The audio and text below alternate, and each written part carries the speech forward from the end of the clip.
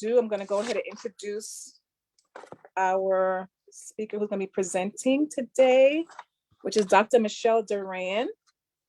And she's like a sister, but anyway, Dr. Duran is a wife, a mother, a nurse practitioner, an educator, and an adult living with sickle cell disease. She has the most common and severe phenotype SS. She was diagnosed shortly after birth through the statewide newborn screening and administered at Jackson Memorial Hospital in Miami, Florida.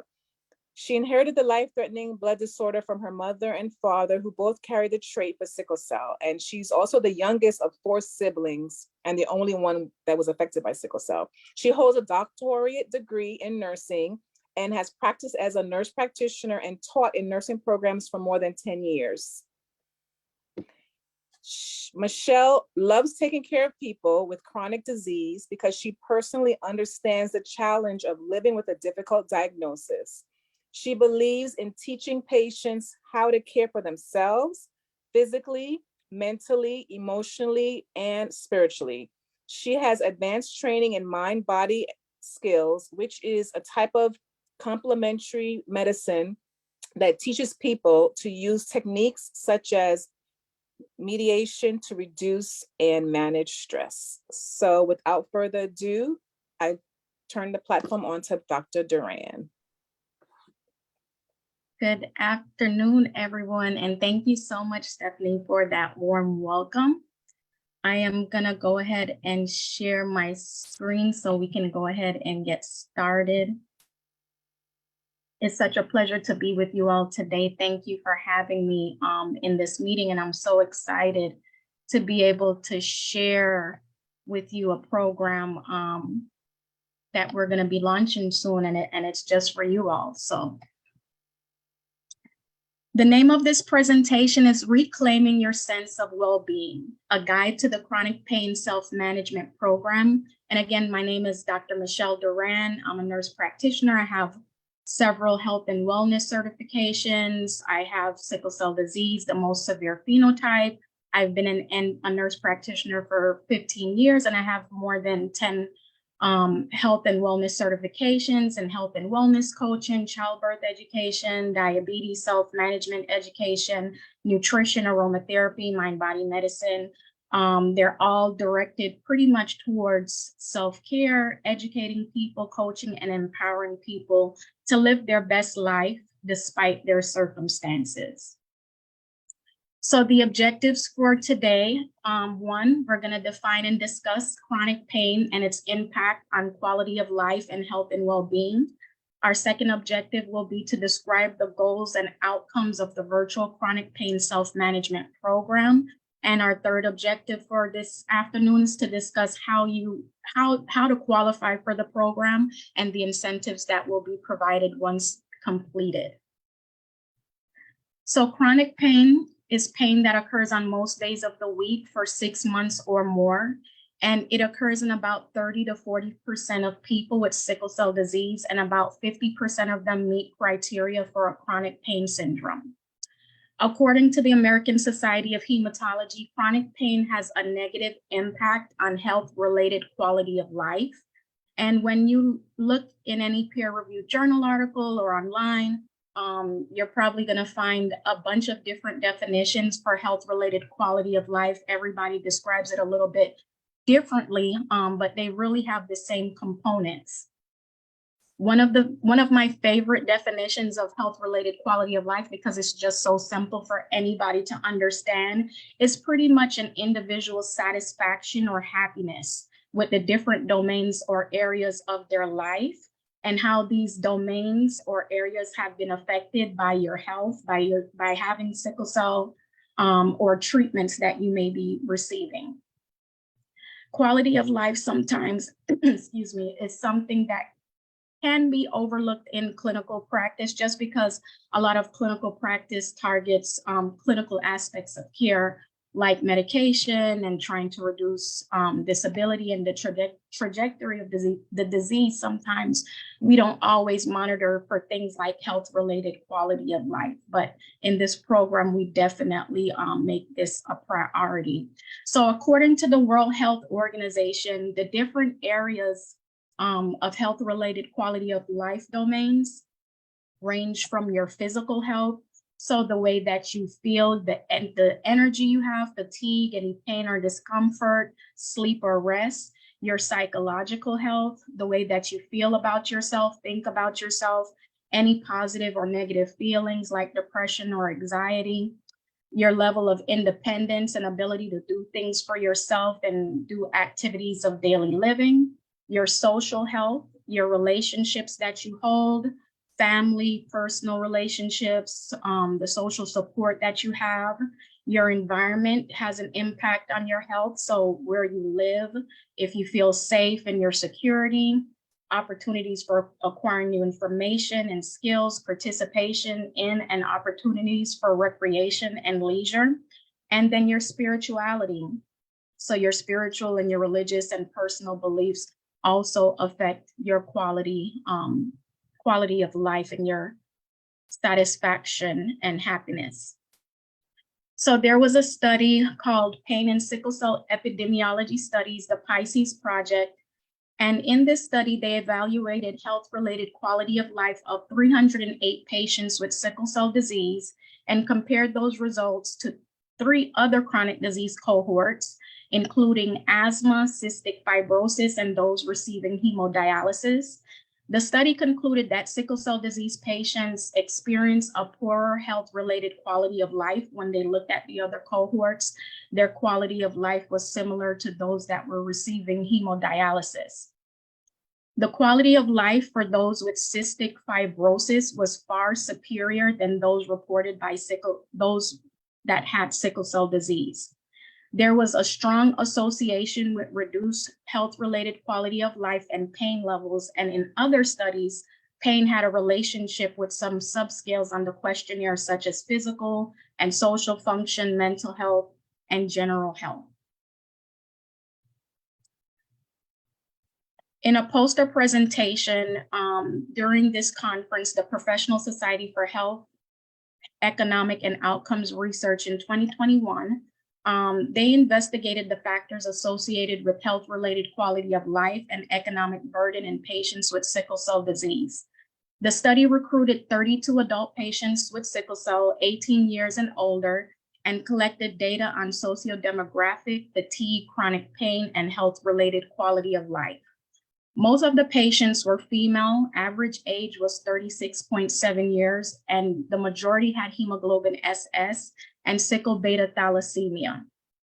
The average Euro quality of life 5-dimension visual analog scale, the questionnaire that they were using, the score was 63.4 compared to an average score of 81.8. So you can see there's a big difference between the quality of life scores between someone with sickle cell and someone in the general US population between the ages of 33 and 44.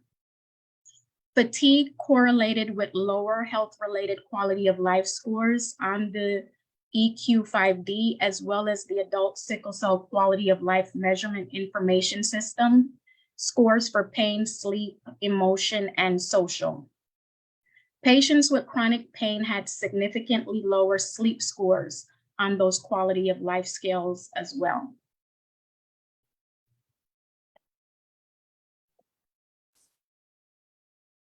And here is a survey that was done globally.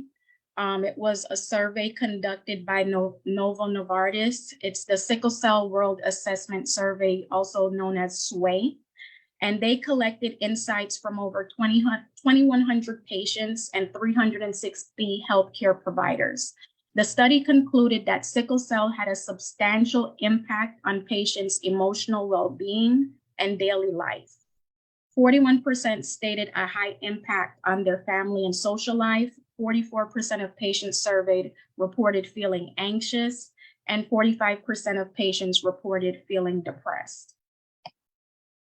So the summary of literature pretty much lets us know that people with sickle cell do experience a poor quality of life when compared to the general US population and other disease cohorts such as asthma and cystic fibrosis. Sickle cell disease impacts different domains and areas of our life, such as our energy, our fatigue, sleep, mood, and relationships. People with sickle cell disease and daily chronic pain score worse on subscales for sleep, mental and physical health, and overall health in general. But the name of our presentation today is Reclaim. So we want to reclaim some of those outcomes that we discussed. So according to Merriam-Webster, reclaim is to recall from wrong or improper conduct, to reform something, to rescue from an undesirable state, also to restore to a previous natural state, reclaim mining sites, and to make available for human use by changing natural conditions and reclaim swamplands, to obtain from a waste product or byproduct and to recover, to demand or obtain the return and to regain possession of. So in this program, we're hoping to reclaim well-being. Some of the synonyms that's also associated with reclaim is to get back, to recollect, to reacquire, to recapture, recoup, recover, regain, repossess, retake, and retrieve. And if any of you have any other words that you would like to add to this list, go ahead and drop it in the chat. What comes to mind when you think about reclaiming your health? And well-being, defined by Merriam-Webster, is the state of being happy, healthy, prosperous, and just your general welfare. So go ahead and drop in the chat. What would you like to reclaim? And what is your definition of being happy, healthy, and feeling prosperous? And there are no right or wrong answers. Health-related quality of life is what you perceive as your quality of life or what you would like to experience. And that can be different for everybody.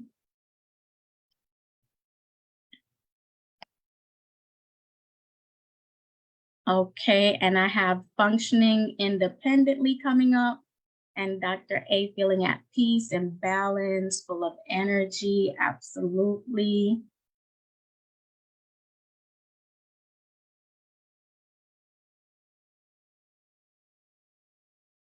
And Alton was the one that said functioning independently. Anyone else? Okay, I would like to reclaim my daily strength after a pain crisis. Absolutely. Thank you for sharing. Alton, great mental health.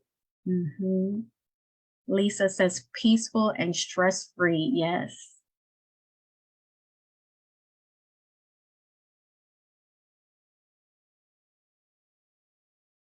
All right.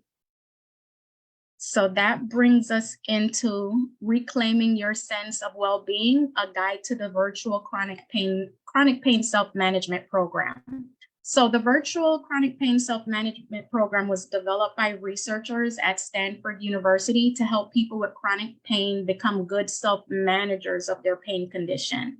It is a 6-week fun interactive coaching program that is facilitated by 2 peer leaders who have chronic pain, are caregivers to people with chronic pain, or have professional experience with people with chronic pain. The group coaching sessions take place, they're fully online from the comfort of your home and run over 6 consecutive weeks, with each session lasting 2.5 hours with 8 to 12 people who have sickle cell disease with pain. And this is the results of a randomized control trial of a community-based psychoeducation program for the self-management of chronic pain. So this was a very early study that was done in the chronic pain self-management program, and they called it a psychoeducation program because it does integrate a bit of psychology in the program to help with behavior change and managing pain. And the program was developed and reviewed by people in psychology as well. So the randomized control trial compared the effect of a community-based nurse-delivered group psychoeducation program entitled Chronic Pain Self-Management Program to a control group that was waitlisted. 110 individuals, 75% were female. Their average age were 40 years old. They had mixed idiopathic chronic pain, and they were recruited, and 102 people completed the program. The chronic pain self-management program had significant improvements in pain, dependency, vitality, energy, aspects of role functioning, life satisfaction, and self-efficacy, which is basically one's confidence in their ability to carry out a specific task, such as maybe eating healthy or managing their pain or being confident about exercising, and resourcefulness as compared to the waitlist control group. So they took two groups. One received the intervention, which was the chronic pain self-management program, and another group was just on the wait list. And they found that the people that were in the intervention group actually did gain benefit from it. And you can see all of the significant improvements and value they gained from being in that program. This is a newer research study about the chronic pain self-management program, and it basically looked at the remote delivery of the program using self-directed materials and small group telephone support, a pilot study. So the chronic pain self-management program that we're running is a face-to-face program using video, but there is an alternative to also use phone. And what they found is when they use the phone and the chronic pain self-management program, that there were significant changes in pain, depression, and self-efficacy were significant. They did look at people that were living in underserved communities in Cleveland, Ohio, and they did use questionnaires that looked at their mood, depression, pain, sleep, quality of life, self-related health, and self-efficacy. So that was also a positive study showing the effectiveness of the chronic pain self-management program. So the goals for the chronic pain self-management program, the things that we'll be looking at when we deliver our program is to improve self-efficacy, so the confidence in managing sickle cell disease and chronic pain and health-related quality of life.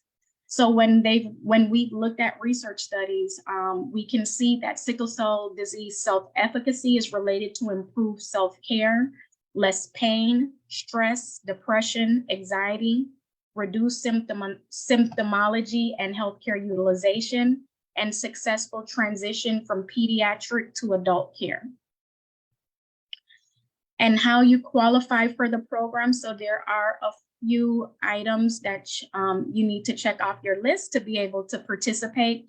Of course, you have to have sickle cell disease, be 18 years or older, live in Miami-Dade County, be able to commit to a 6-week virtual 2.5-hour per week face-to-face program, be willing to use your computer or cell phone camera to participate with peer leaders and other participants who join the program, and be willing to complete questionnaires before and after the program that will evaluate your experience with the program, your self-efficacy or confidence with managing sickle cell and pain, and your quality of life. And the bonuses and incentives that are included in the program is that you'll gain over 10 different skills to manage chronic pain, fatigue, energy, sleep, nutrition, exercise, relationships, and more. You'll be a part of a community with others that are on the same journey as you, trying to achieve those same things. You'll get access to a coaching application to set and track your goals. You'll get a copy of the Living a Healthy Life with Chronic Pain book, Moving Easy program CD and/or MP3, Relaxation for Mind and Body Relaxation MP3, and then you'll also receive a $50 Visa gift card at the completion of the program. So these are some of the topics, again, that we cover during the program. So exercise for maintaining and improving your strength and endurance, pacing, balancing your activity with rest, tools for overcoming worst case scenario thinking, how our minds affect pain and how we can use our minds to our advantage to lessen pain, communication skills to work more effectively with healthcare providers. We talk about medications, eating healthy, negative emotions, communicating with the healthcare system, communicating with yourself, your friends, and your family, thereby hopefully improving your relationships. We also go over every week in the program how to set goals, action planning, problem solving, and decision making. We give you tools to help you make better decisions for your life. And these are our peer leaders of the program. So you have Stephanie Bankston. She is a sickle cell disease specialist and expert and experienced with chronic pain. We have Ayana Jolie. She's a sickle cell warrior living with chronic pain. Naya Dusal is a caregiver of a sickle cell warrior, and she has experience with chronic pain. Myself, I am a sickle cell warrior, and I have some experience with pain. Mr. Howard French, he is a sickle cell warrior living with chronic pain. Josiah Fearson, he's a sickle cell warrior living with chronic pain. Kimba Gossier, she's a caregiver of a sickle cell warrior living with chronic pain. Christian John, she's a sickle cell warrior living with chronic pain as well. We have Lisa Patterson, she's a sickle cell specialist and expert. We have Maya Thomas, who is a sickle cell warrior living with chronic pain. Monique Favors, who is a sickle cell warrior and caregiver living with chronic pain. And Regine Jolie, who is a caregiver of a sickle cell warrior with chronic pain and experience with chronic pain. And some of the testimonials that we have from the program, one of them came from Stephanie. She said that the chronic pain self-management program was an eye-opener when it came to realizing how much you can do for yourself to manage chronic pain. She learned the importance of taking care of self first in order to make a positive impact in the life of others. Another testimonial from Naya, she said that after taking this course, I have been more intentional with my self-care and moving my body to manage my pain. The course provided me with tangible tools such as action planning and keeping a pain diary that I have been able to manage with my busy life. Monique Favors also said it helped her to be more intentional about pain management and gave her extra tools to cope through it. Emotional health is physical health, especially with chronic pain. And Kimba Gossier added and said that she found the chronic pain self-management program to be very enlightening. It showed me being intentional, showed me how to be intentional and make small changes that have a positive impact on my stress levels, overall well-being, and daily tasks. I am looking forward to helping others. And we have Ayana Jolie that said, in the chronic pain self-management program workshop, we were encouraged to create weekly action plans to use what we learned in class and implement in our daily lives. I accomplished tasks I wanted to do and activities I learned in class in realistic ways, allowing me to achieve my goals successfully. Between journaling, managing my chronic pain diary, or keeping track of foods that triggered the pain, I learned new things about myself and how to manage my pain better each week. And that brings us right into this quote from Nick Vujicic. He is a gentleman that was born without limbs, and he says that focus on your dream and do everything in your power. You have the power to change your life circumstances. And to follow up on that quote, a goal is a dream with a deadline. So in this program, we definitely help you to dream and to turn that dream into a goal, into an action plan, and into something tangible that can help you manage your sickle cell and pain. So we want you to sign up for the next chronic pain self-management program. Again, if you are a sickle cell warrior, you're 18 years or older, you live in Miami-Dade County, you're ready to reclaim your sense of well-being, you're ready to gain skills to help you manage your pain, sleep, fatigue, and mood, meet other people who are on the same journey as you, you're willing to engage face-to-face with peer leaders and participants on your computer or camera for 6 consecutive weeks, 2.5-hour coaching sessions each week, And you're also willing to complete questionnaires before and after, describing your experience with the program, your pain, self-efficacy, your confidence, and quality of life. And you're ready to dream big, create goals, receive support, and accountability. So I'm going to spend some time on this slide. Go ahead and take out your phones if you have your phone available. This QR code is going to take you to the coaching application. So the next virtual chronic pain self-management program starts on Tuesdays.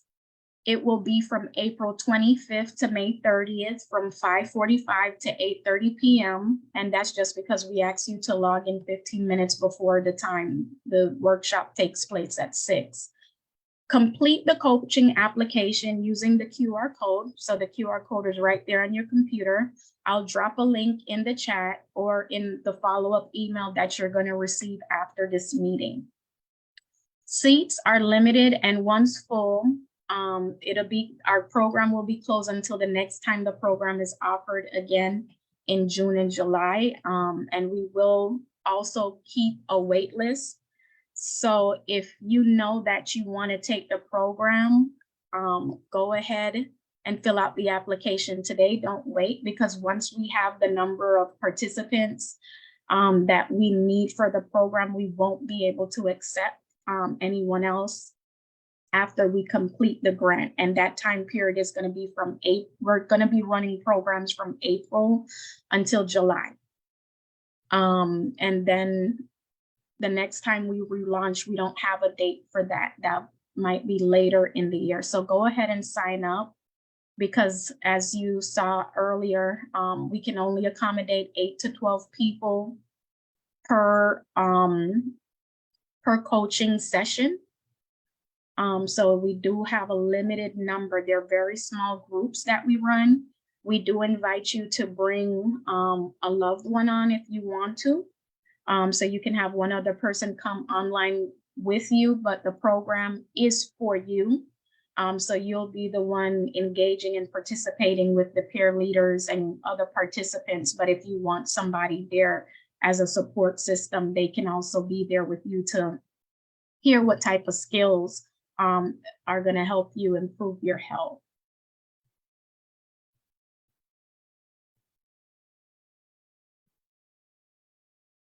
Any questions?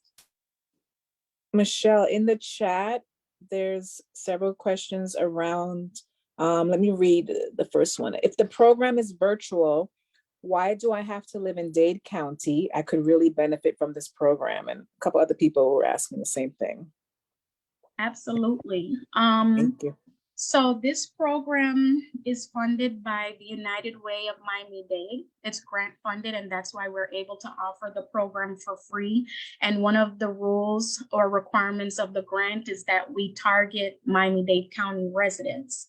Now, once we finish our program with the United Way of Miami-Dade, that will run until the end of the summer. Then we're hoping to open the program up to everybody within South Florida and beyond.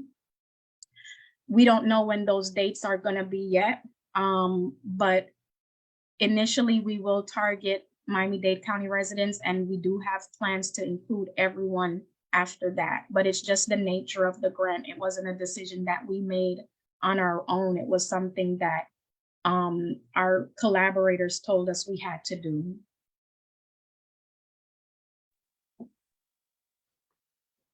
Thank you for answering that, Michelle. The next question that I see here is, why do you think that women are more likely to participate based on the pilot you presented? 75% were females, and also most participants in this meeting are females. That's true, Dr. A. Yeah.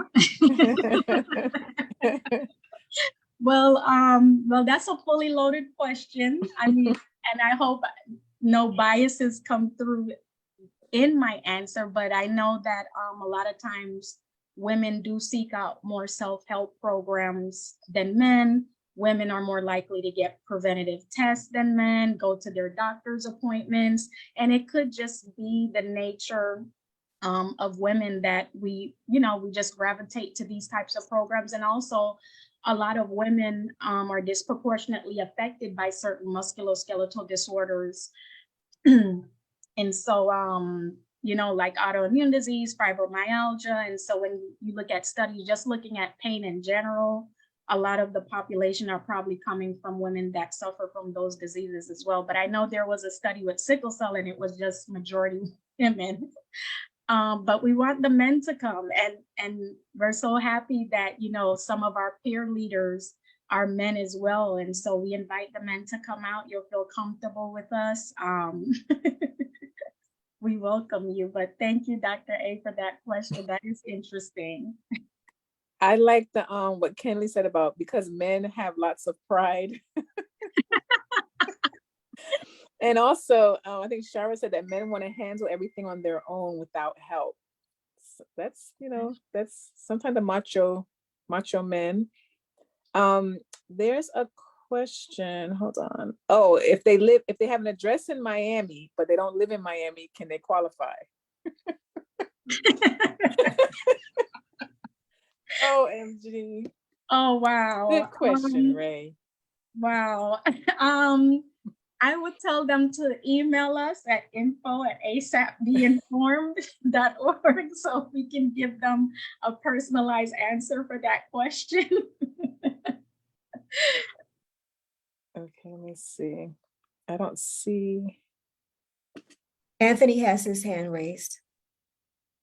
Okay, yeah, I can't see any hands or anything. Oh, clear the screen out. Oh, go ahead, Anthony.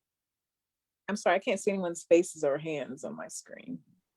Oh, good evening, everybody. No, I just wanted to elaborate more on as speaking from a man and from that perspective of why a lot of men don't go and seek the professional help in the mental realms as well as, just in general. And a lot of it is historical, right? So you can even take the historical part of it when we say why in our community we don't read, but from historically we used to get beat, lynched, and everything for reading. So psychologically, that has been transcended down to generation, even though we have one of the most highest turnaround literacy amongst any race of people. So it's the same thing with the mental health field. A lot of times back in the day, early back Jim Crow, a lot of men used to go to the hospitals and never come out the hospitals. So psychologically, going through generations, we knew about the stories, we knew about the issues, and it kind of brought trauma and a horrific outlook on, and a negative outlook on the medical field. And that's why I tell anybody that I run across, whether you're in the medical field or not, if you're a parent or not, there's a wonderful book called Medical Apartheid by Harriet A. Washington, and it documents from way back centuries to even today, present times, that our race of people, the horrors that we go through in the medical field. So it's kind of scary in a way. I know a lot of times, a lot of the issues are targeting women. So women have more issues through, cancer and different regions of the medical realm. And men, like somebody said earlier, it's like if we go in there and we sense there's a problem, now we're looked at to everybody in our family as being weak. And then when we're weak and we're told that we're providers and protectors, now we have to sit back and sacrifice. Do I get the medical care? Do I take the time to relax and get the proper care? Or do I just push through it and provide for my family? Because if I'm down as a man and the leader of the household, then my whole family collapses as well. So I just wanted to break down the psychologicalness of it. But as men, we do need to do better. We do need to have more circles. I will say that women do create a lot of spaces in different areas for each other. And I think men need to start doing that.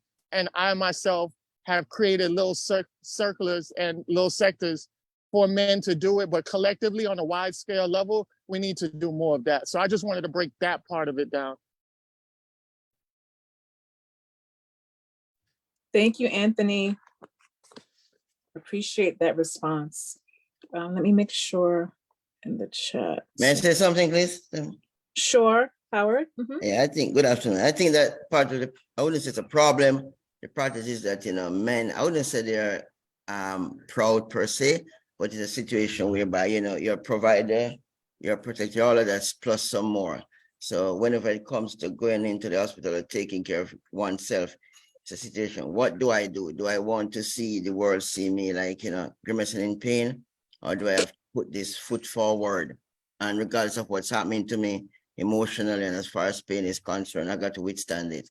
So, and if you look, I think statistics shows that more men die from sickle cell disease and complication than women do, because as what's his name, Anthony said earlier, women, they have a larger circle, they're more, prone to talk with among themselves, prone to, become members of support group and all that stuff there. Dr. Alvarez is there, I think Dr. what's his name, Michelle knows too. Women go up and talk about stuff, men don't. They're more internalized. And in addition to sickle cell, that leads to some form of, I think it's peptic ulcer or something, the old trend of internalizing. So that's all I got to say.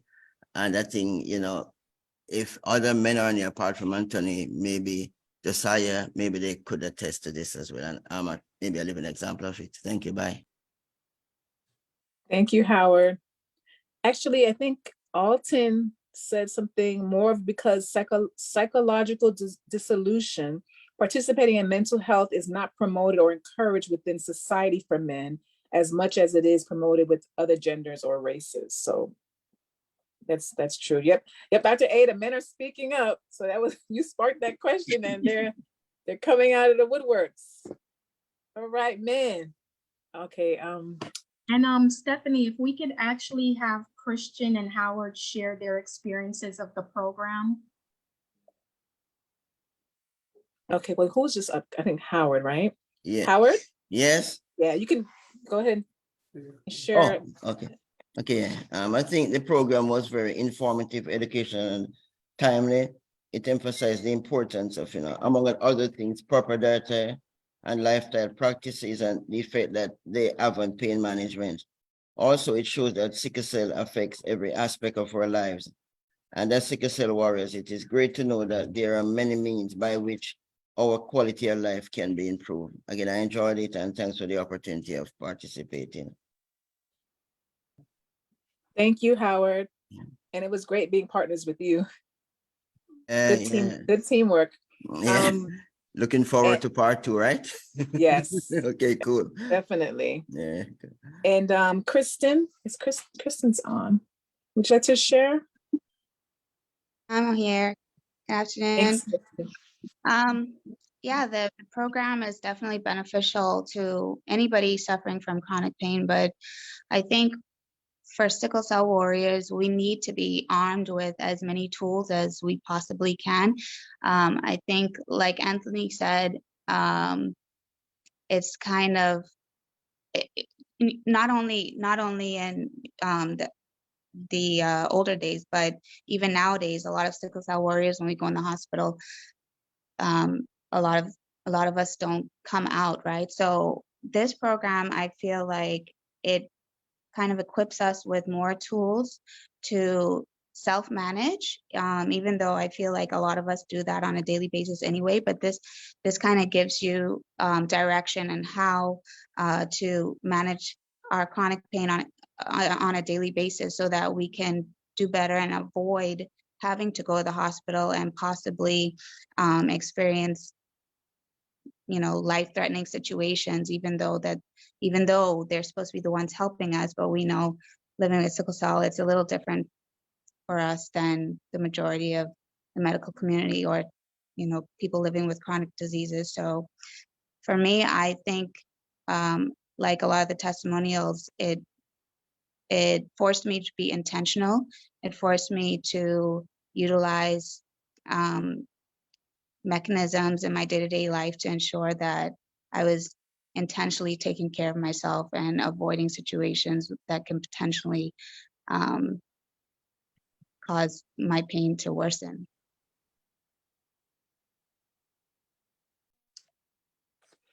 Thank you, Kristen, for sharing as well.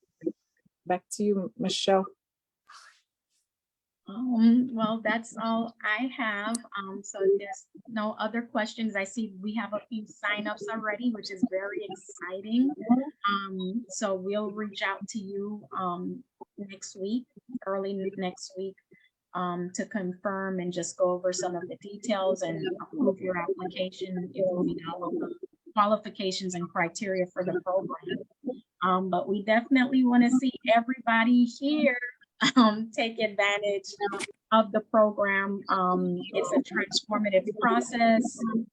Anytime you can just sit down and learn new skills and kind of just reflect on your values and your goals and your dreams for your life, something that, you know, we're not always given the space to do because we have to think about our health.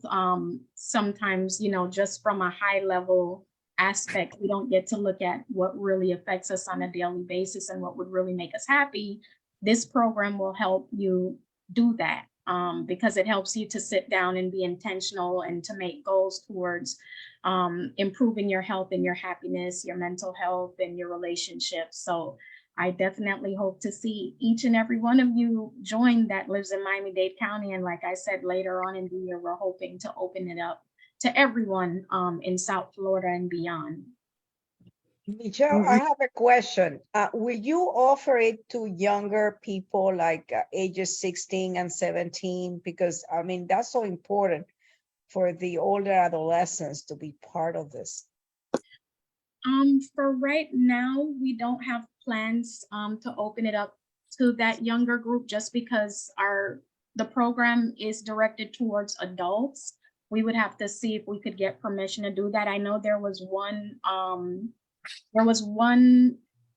research article that I found where they did deliver the chronic disease self-management program to, I think, a group of adolescents to help them transition.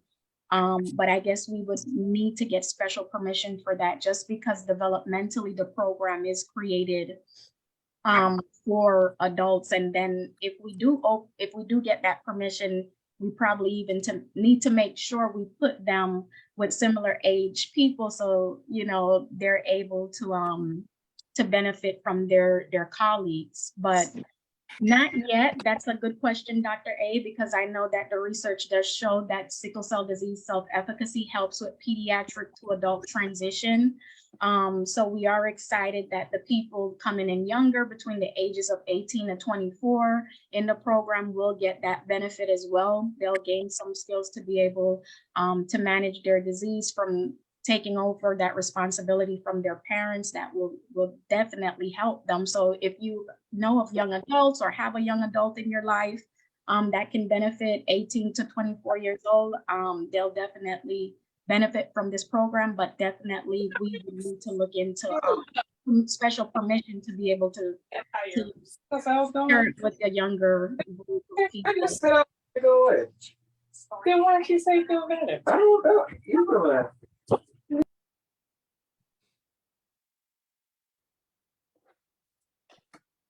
I'm sorry, Michelle. Go ahead, Go Michelle. ahead, Michelle. No, I finished. Okay. Oh. I was trying to say please mute, but then it got quiet. Okay, and then I think that was Dr. Alvarez, I think, asked her question because I did see that after.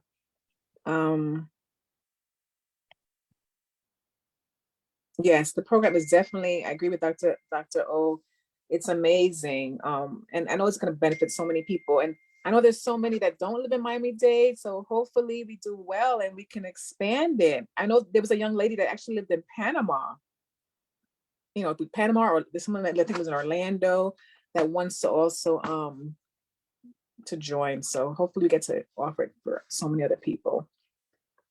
Definitely. Kristen, you had one question? We're gonna be wrapping up soon, but Krista has her hand up. It's not a question. I just wanted to mention that apart from, you know, the actual learning experience, it also provides a sense of community amongst us warriors, because you're learning together and you know, we all have similar experiences, but when we are coming together to try to manage our lifestyles in a productive way, I think it forms a sense of community, knowing that you're not the only person dealing with this, and you're not the only person who's learning how to better manage. Absolutely. Thank you for sharing that, Kristen. You're absolutely right about that. Because we're a part of a community that nobody really understands fully, but us, you know what I mean? So you're absolutely correct with that. 100%. Okay, let me make sure. Any other questions? I'm just kind of looking. Let's see. Down with the get down. That's all I got to say. I didn't hear what Anais just said, but I said I am down with the get down. You okay. can't hear me? No, I got you. I got you. Okay.